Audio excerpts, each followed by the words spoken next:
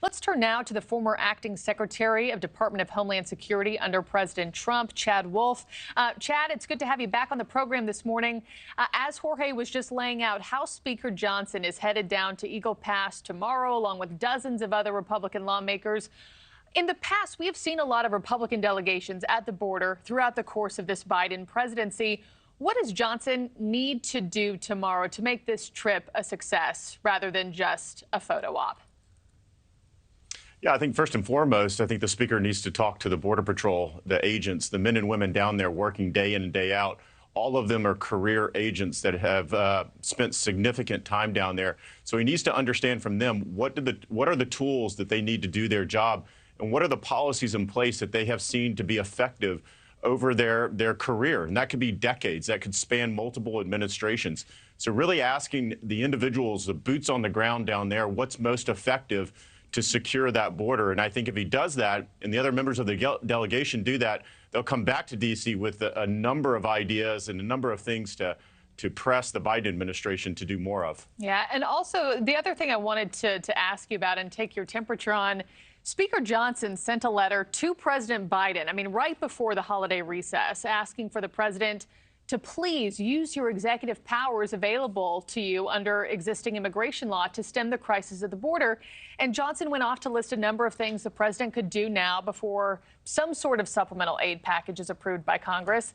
White House Press Secretary Karine Jean-Pierre, at a press conference when asked, then told reporters the president could not take any more unilateral measures as president. Chad, is that true?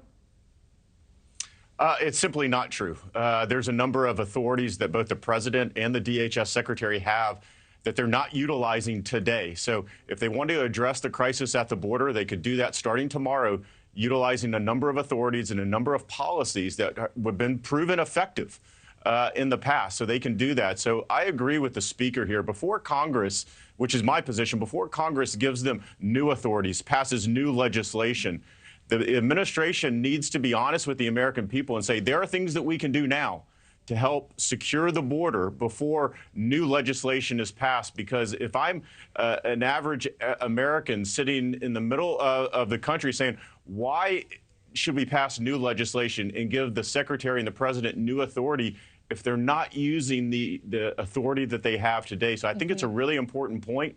And I think it's something that the administration can do to show here's a good faith effort that we want to secure the border. So we're going to take certain actions today, but we're asking for new legislation as well. Yeah, I was wondering if that was just simply true or false. As you know, it's not just Republicans speaking out on this now. It's not just red border states speaking out on it. You have major blue sanctuary cities who are now pleading for help. All three mayors for New York, Chicago, Denver, they're issuing executive orders to help control when all of these buses, specifically from Texas, can drop off migrants. Some of them just saying, Chad, we just want a heads up. Give us a forewarning so we know how to coordinate with all these asylum seekers coming our way. Everything they're asking, from the time to the heads up, are those reasonable requests in your eyes? Look, I think more coordination is usually better in this case. But I think what all of these mayors and governors, blue state mayors and blue state governors want at the end of the day is an end to the crisis, is an end to the thousands of illegal aliens coming across that border, millions coming across that border and going into communities across the country, including places like New York and Chicago and Denver and elsewhere. So I think the crisis really needs to be addressed at the border. And then a lot of these mayors won't have to deal with the influx that they're seeing. But again, more coordination is usually better.